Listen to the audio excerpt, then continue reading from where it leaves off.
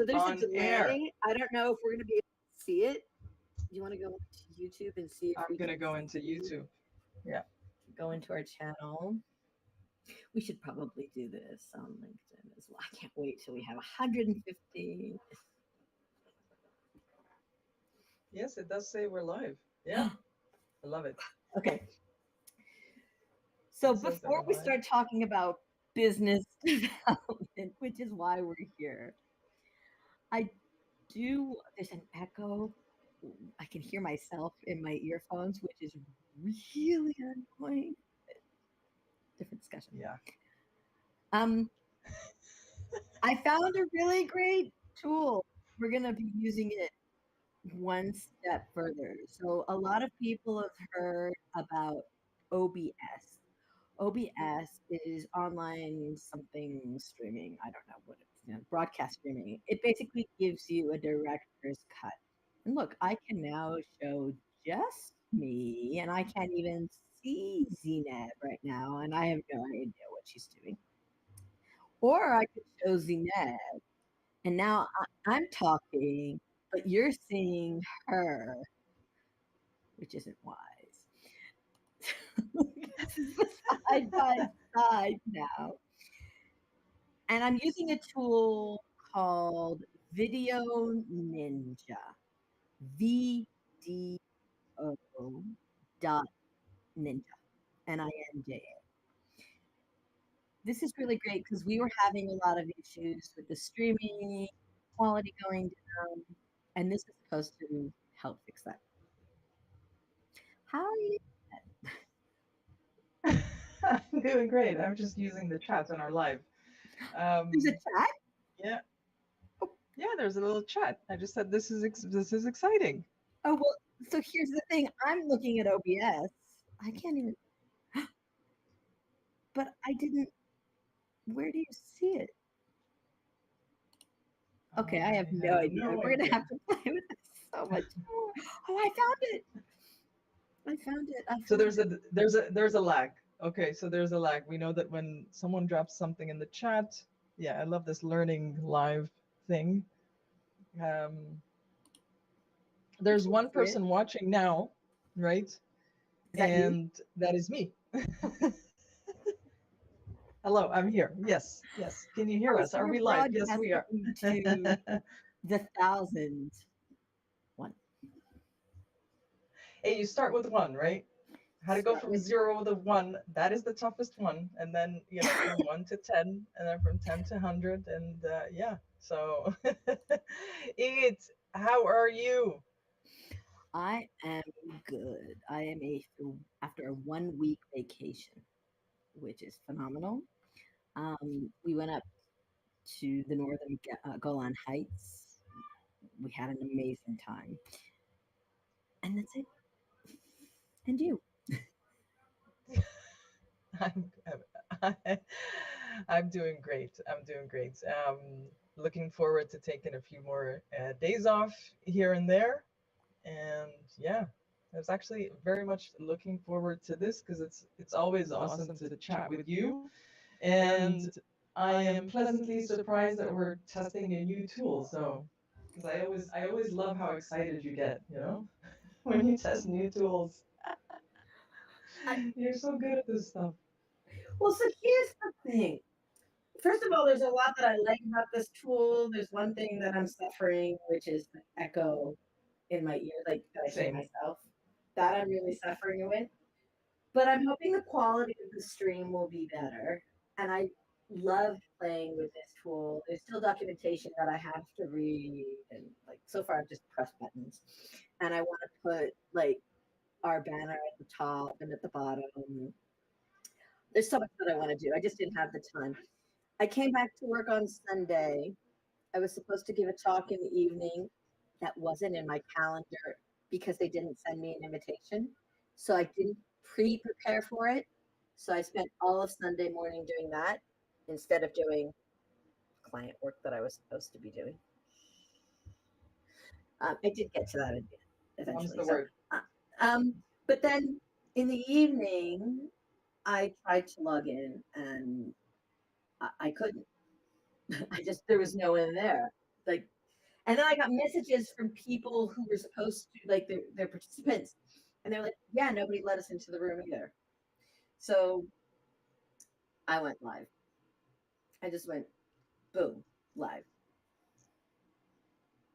I love that you did that. I said that to you in the post. I absolutely love that you did that. I think, it reminded me of Sonal, right? Sonal, I think last year did something similar. She had like one of her first talks or some or a webinar or something like that. Either there were some glitches or nobody showed up or something like that. And what she did, she went ahead and recorded it anyways. And I'm gonna double check with her to make sure it was her and not someone else. But either way, you go there, you're ready, right? You're ready for something.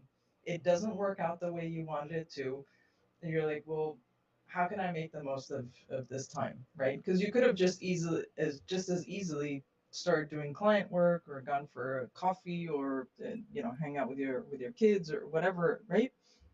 Go for a walk, go for the run that you do every your daily run, right? Eat, Don't let of Claire course. hear you say that. Don't. So I love that, and you use that, and that was a piece of content on LinkedIn. You also showed people that show don't tell, right? You showed Yeah. people that you are courageous, the courageous Eid that you are. Yeah. Zev wrote something interesting. He's like, it was a failure and you made the most out of it. I didn't even view it as a failure. I just viewed Hmm. it as, like, this is what it is. And okay. Oh, your sound just got better. Background. Oh, did it get better? Yeah, with the previous click, I don't know, something all of a sudden just it was clearer. It was Okay, clearer. here, It was clearer. like this. Because now I have an echo. Again? Can you say something? I have an echo now. Is this clearer? Now there's a lag. Now there's a lag. Yeah. Let's just not play with this. We have to play with We're gonna break this. it. We're gonna break this. We're gonna break it. Wait, I can. No, that's Okay, you didn't hear me. I turned myself down. no. Oh, so interesting. So what's interesting, I Okay. think people are not seeing this, and I'm sure that this tool, I would love for you to tell us how you came about this tool, right? But first of all, people who are not seeing the interface of this tool, it is pretty, I'm going to say 1995.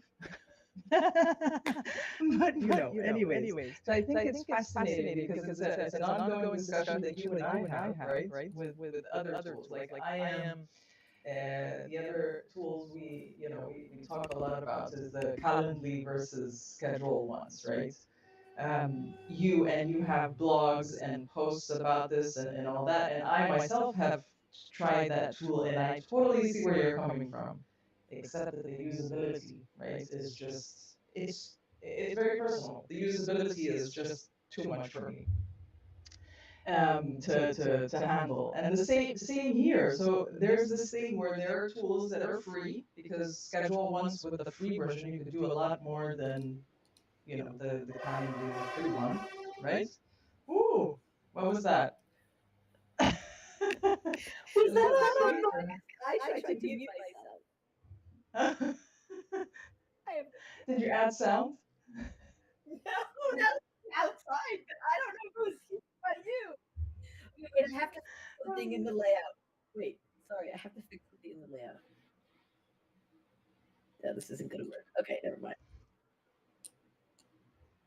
Okay. So it all depends on the threshold of each one, right? To the patients with yeah, I guess it has to do with the threshold, and that's very personal, right? The threshold, because you need time to figure out how things work and all that stuff, which is why I hire aides. Period. That's So it. I'm not looking to sell myself here, but I do want to stress this point. When you are looking for the right tool, usability is huge, but it can't be the only factor. We were looking for A, B, C, D, E, F, G features. We needed like something we could have a lot of participants in, different scenes, screen shares, all these things, because we're looking for this um, possibly also for that automation off that we're talking about. So this is a great tool to test. It is answering every single one of our needs. It has two main issues. One, the usability. There's a learning curve to it. It doesn't look pretty, but it works well. And two is the echo that I can't hear myself. It's driving me nuts. But I can read the documentation, so we'll get to that. But the thing is this: the person who's handling OBS at the moment is me. So it's just the two of us. But if you have a director, like Chris Hennessy obviously does that when he does his live streams. When we do the automations off, I have someone we can ask for that. If you're busy on focusing on the live stream and somebody else is doing the directing, editing, or whatever, you don't actually have to touch this interface. And the other thing is when you're building an app, when you're building a program, one of the things that you should be thinking of is, okay, what is more important? Do you want to make it look pretty first and then functional after, or do I want to do functionality first and then make it look pretty? It would be I great know if the you answer. both, I know but the answer. Me. I know the answer. wait, let me pick. Me. Pick me, pick me, pick Zineb, you're me. working so beautifully. Yes. Thank you, teacher. Action. Whatever gets you to action. That's the one. Whatever gets you to action. Right. And so, Absolutely. right, there's no one right answer. I've looked at a lot of all-in-one tools that I really hate. And what I found is they'll do it very basic. They'll just take the widget as it is in GitHub or whatever open source they have it. They'll paste them together and they'll put live. Now, if you're doing that in a competitive scene where there's so many people doing it, you want to make it look nice because that's what people are going to look at. Why would I pick one over the other? This tool that we're using, its uniqueness is that it's not taking up a lot of bandwidth because of the way that it's structured. And so that it makes it stand out compared to Restream or StreamYard or whatever. And it actually isn't in their competitive field anyway, because it's more for, it's like instead of Zoom, I could put you and I in a room without OBS, without the streaming. It would just let us have a room and chat together without having to pay for it. So Yeah. it's like, it has added value. It's built for what we're doing right now, actually. It's for bringing a few people. Like when I found it, I searched for how to bring different streams of people from different places into OBS. And that was what it was intended for. So we're using it exactly what it was intended for. I don't care what it looks like on the back end. As long as you don't, you'll be using it. Right. You are currently looking at a browser window where you see me and you. That's it.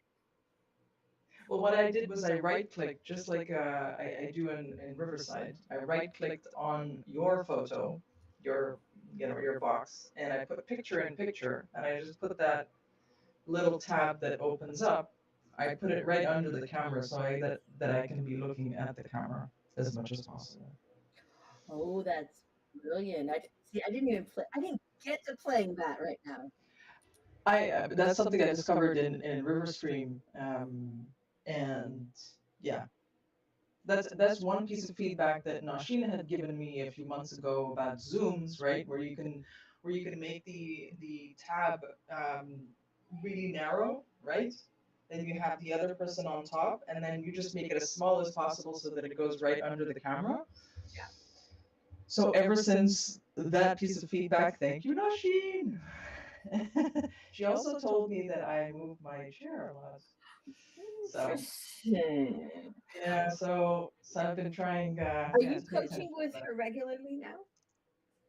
that. No, I will. I have a an offline in-person talk in October. It was in Barcelona. It was finally confirmed. So what I will do is minimum one session at least with her. But the thing is that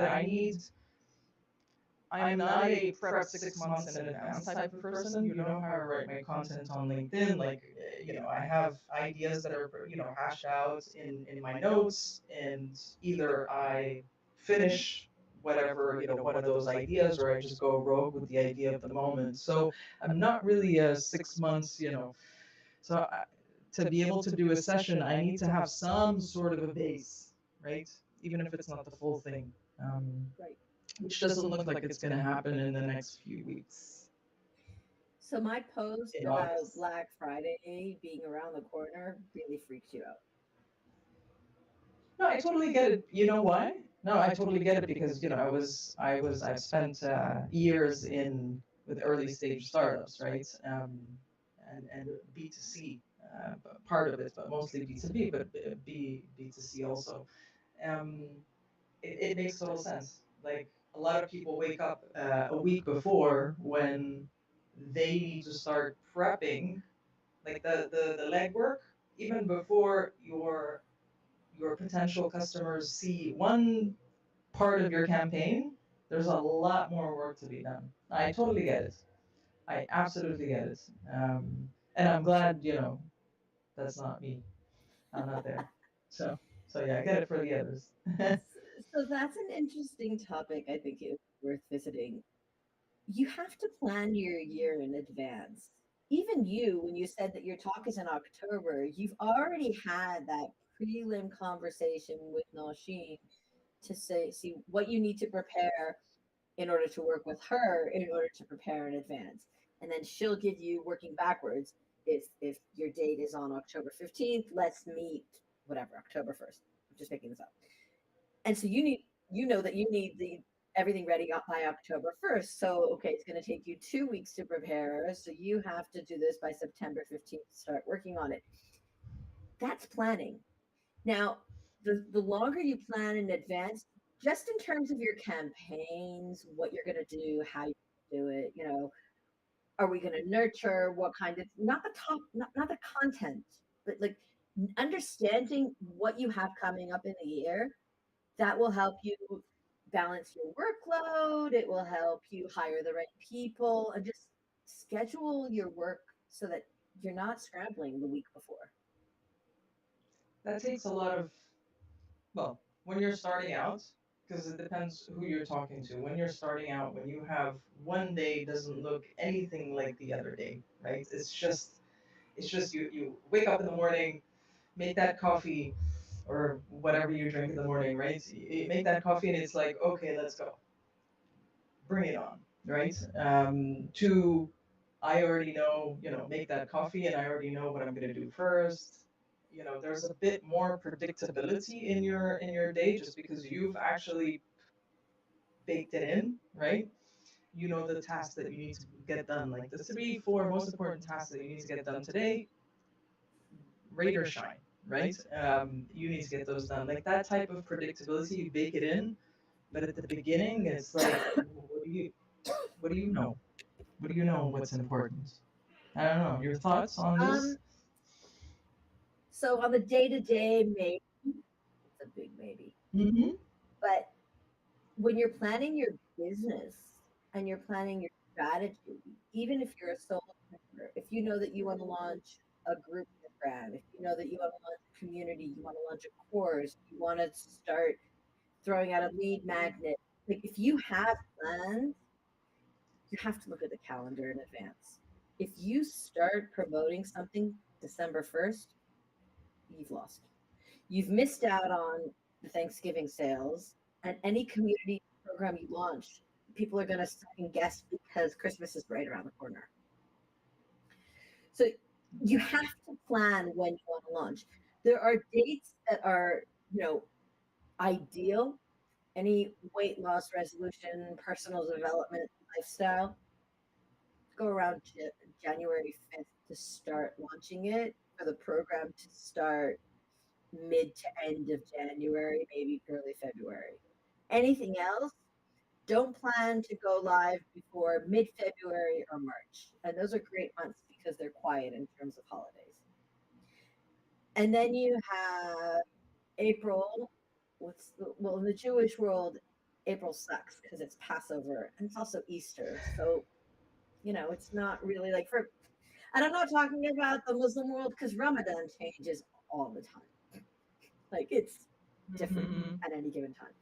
But it's also, again, it depends on who your target audience is. Look at the calendar that they're living by, right? If Ramadan is a month and your target audience is Muslim by default, you don't want to launch then, right? So for me, April is off.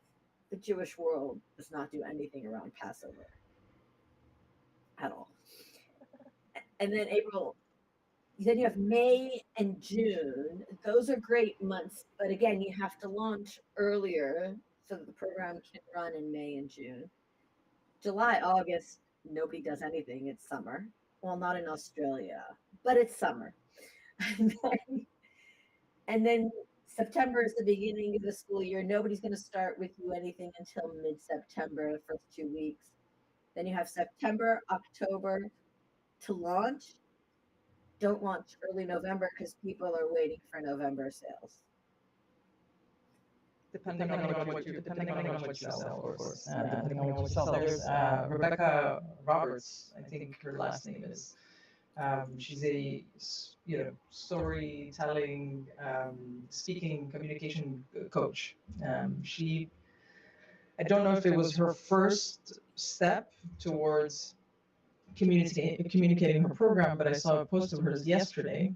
So yesterday was the 7th of August, Monday 7th of August, and her program starts beginning of October. I can't remember the exact date, right? So she's already, shout out to Rebecca, she's already promoting this 2 months in advance, almost. Yeah, 2 months in advance. Yeah, that makes So that makes a lot of sense. Why do you think we don't do that? Who is we? Most of us don't. Most solopreneurs, let's stick to solopreneurs for now. We know a lot of people who have programs, who do webinars and all that. Why do you think we wait too long before doing that? Is it the fear of talking about it? Is it the, well, I'll just talk about it 2 days before and I'll fill it up type of a misconception? So it really depends on who. Yuval Ackerman is launching her email muscle program. She's been talking about it for weeks. Shout out to you, Bob. Hi, Yuval. She's amazing. Never mind. Yeah, she is. I'm actually part of the new program. Like I'm giving them a master class. Wow, nice. Yeah. So I'm very excited about that.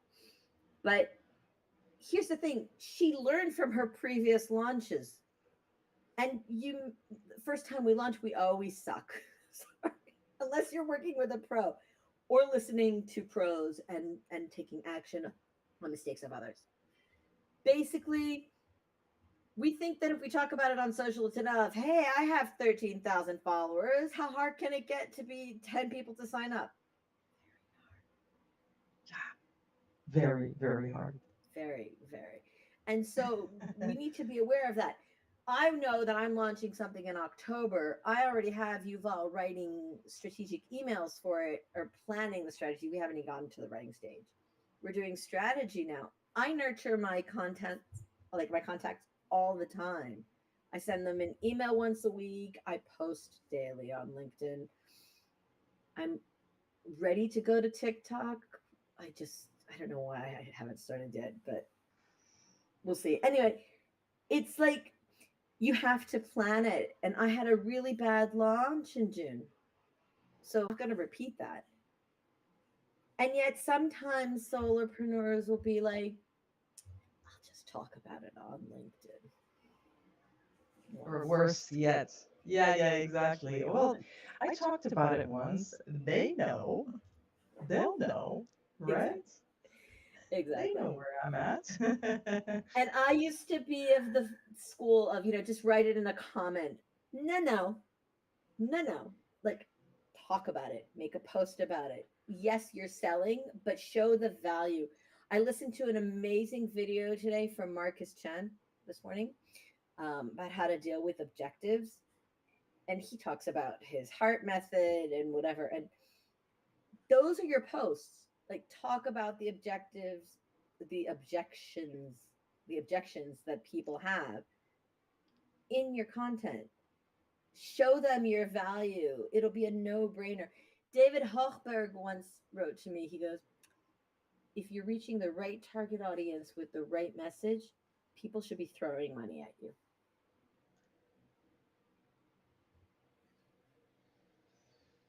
That's it. That's the formula, everyone. Taking notes. No, no, it is. There's this aspect of reach. So not only, I guess it's baked in this phrase that you just shared, right? That you're actually reaching these people, right? Because if your content is talking to the right people, is that enough? You gotta reach more people because not everyone's ready to buy, not at that very same stage. But I guess what's baked in that phrase is that you're talking to that specific like everyone's in the same stage. You're speaking to people who are at that stage. Um, But yeah. here's where it gets complicated. My ideal client on the day to day is people that are more advanced than the people that I build this community for. And I did that on purpose. That was by design. It was the people that aren't ready to pay to work with me one on one, they can work with me in a group setting. So now in the messaging and the target audience, it's two separate target audiences, two separate methodologies, right? So it takes time to think about how to message it properly. Hmm. Yeah, and how to bake it in, not only in terms of content, but when you're having these conversations, how do you prescribe this versus that type of a thing, right? That's also interesting. But I'm so happy that you actually did that. That you actually went ahead and built that program. Um, Yeah. Yeah. yes, That's because you yes. did it. Yeah, it'll make you sweat if anyone's interested. It'll make you sweat, but it's such an eye opener, such an eye opener. Um, it'll get yourself in order. I remember. Can I just share one thing? That's something I'll never forget. When you had us, you know, you had us go through exactly right. So process, more detail, more detail, more detail, right? So that you can be able to actually help us better, right? So the more detail you know. But when you had us detail how long, how many hours it took us to do each part of the work that we deliver, we break it down the hour. I cried. I I'm cried. sorry. That's it. Yeah, I cried. Yeah. So, I but don't I think thank you. we realize how much time things take until we put thought to them. That's why people launch late. That's the answer. That's it. We went full circle. Yeah. Mm, Yeah. yeah. Hmm. Okay. Do you want to do a quote? To do that, I was like, am I gonna have the book next week? Yes, I am ready. I am ready. So, time for the segment of the Comfort Book by Matt Haig. Okay. So this is Ready? how it goes. I flip, she says stop, and we read the page. Go. Stop. Okay. Scroll your mind. That's the title. Social media can be a gallery of lives you aren't living. Wow. Of diets you aren't following. Of parties you're not attending. Of holidays you're not on, especially now. Of fun you're not having. So cut yourself a break and scroll your mind instead. Scroll your consciousness for reasons to be grateful to be you. The only fear of missing out that matters is the fear of missing out on yourself. Isn't that precious? I want that like boom. Yeah, actually, that's the one that I posted about when I first got the book.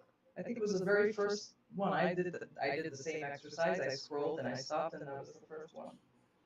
And funny enough, I had taken a few, unintended break just because the LinkedIn app is so crappy, and you know, it's not true. You can't be on LinkedIn on the go. I don't know who can do that and how they do it, but I've tried and it's just not possible. The app doesn't load, the media, doesn't load. So anyways, I was like, okay, fine, that's it. It's a sign.